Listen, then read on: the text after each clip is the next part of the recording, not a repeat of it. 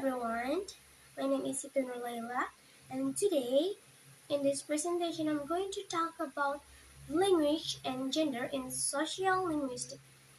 So, usually people think men and women speak differently just because of the biology, but actually it's more complicated than that. It's influenced by social rules, identity, and even power. So in this presentation, I focus on three main ideas. The first is linguistic market, and the second there is language and identity, and the third is diglosia.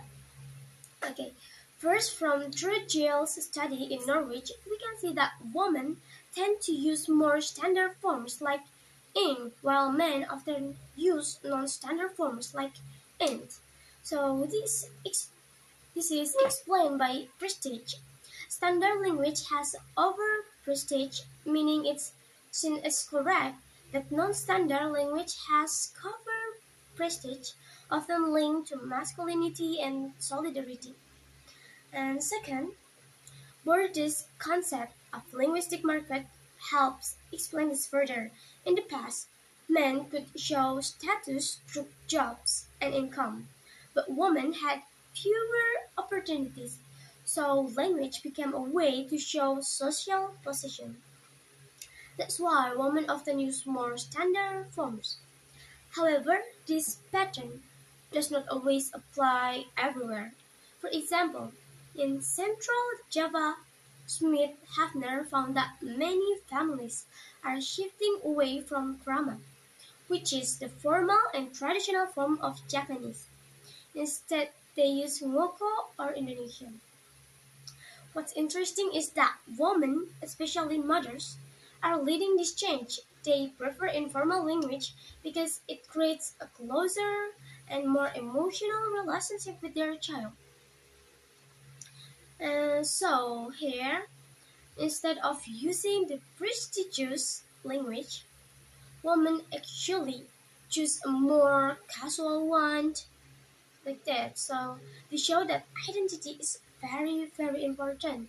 They want to be seen as modern and caring parents.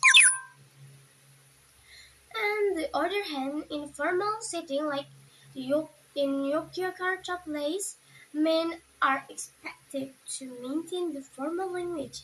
So weekend language depends on social rules. From this we can see that the three main points.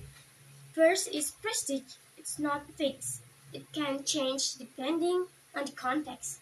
And second, language is a tool for identity, not just a rule to follow.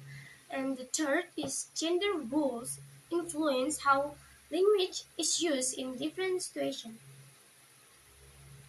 Okay, so in conclusion, language and gender is not just about man versus woman. It's about how people use language to position themselves in society. Okay, I think that's all from me.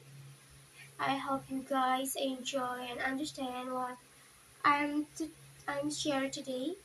See you next time.